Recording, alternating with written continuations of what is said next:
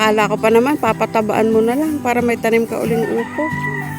Kadami nung kapal. Yung tapan mo, no? Nutam na ng iba.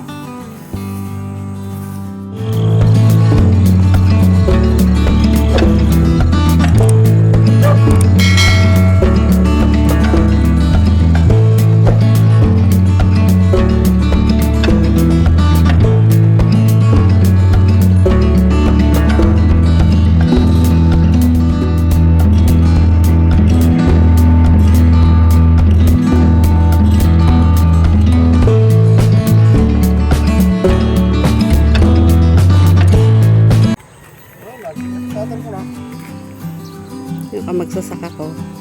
Inire-ready na niya ngayon tong taniman niya ng kanyang kamatis. Tapos na niyang grass katirin. Ayan, dito siya ngayon magtatanim ng kamatis.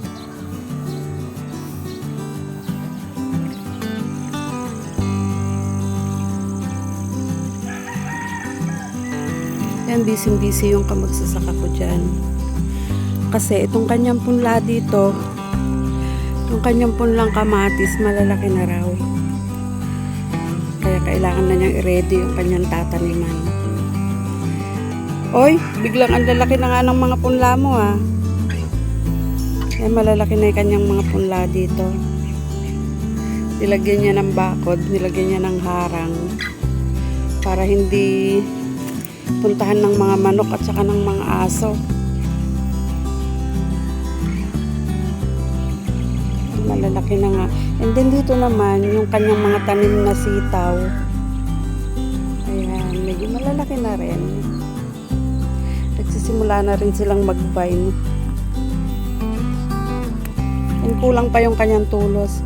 Ilang linya pa to na walang tulos. Problema niya ngayon, walang mabiling tulos. Ayan, hanggang dito nalagyan na niya yan ng tulos. Last year, nung nagtaniman kami ng gulay last year, dito kami nagtanim ng kamatis. Kaya nga lang, hindi na ito pwedeng taniman ng kamatis kasi marami nang namamatay. Kaya sabi niya, hindi na yata pwedeng idoble. Kaya lumipat siya dun sa kabila.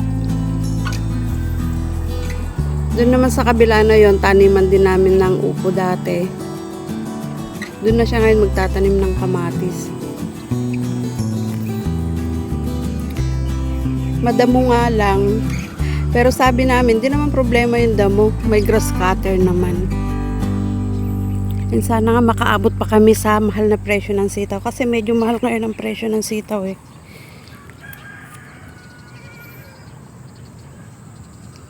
Yan.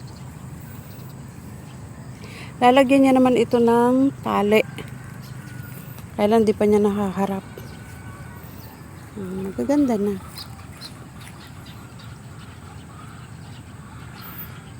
Tanim lang ng tanim ka magsasaka.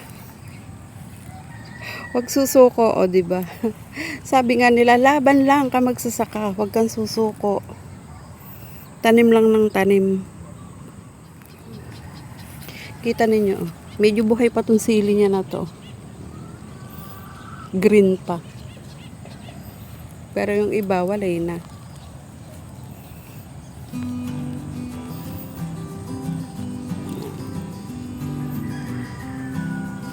Yung last na nag-video ako dito, maliliit pa tong mga to.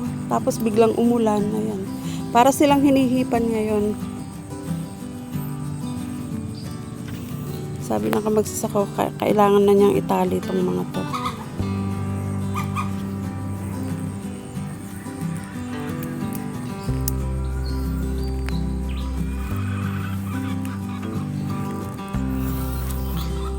Kailangan kasi ito itali dito. Sila dito. Papaakyat mo to, hindi naman aakyat ito ng kusa dito sa mga tulos niya. Yan. Papaakyat dyan. Para kung saan-saan sila nagpupunta. Kailangan ipaakyat mo sila dyan sa kanilang akyatan para hindi kung saan-saan sila pumupunta. Katulad nito, mahaba na. Tapos dyan na siya nagpunta. Kailangan iakyat siya dito. Isa-isa mo ngayon iaakyat tong mga to dito. Kasi hindi naman sila kusang pupunta sa kanilang akyatan. Ganyan. Ito. Yan. Isa-isa mo sila ngayon iaakyat dyan. And yan yung gagawin niya ng kamagsasaka ko. Sabi nga niya, punta ka nga, mag-akyat ka. Ito naman yung bukid ng pinsan ko. Tanim naman nila dito is kamatis. Kung dito sa amin, yan, sitaw. At saka doon kay sister ko, sitaw yung tanim namin. Dito naman, tanim ng aking pinsan naman dito sa tabing bukid namin is kamatis. Ayan. Malalaki na rin yung kanyang kamatis dito. Ang linis-linis.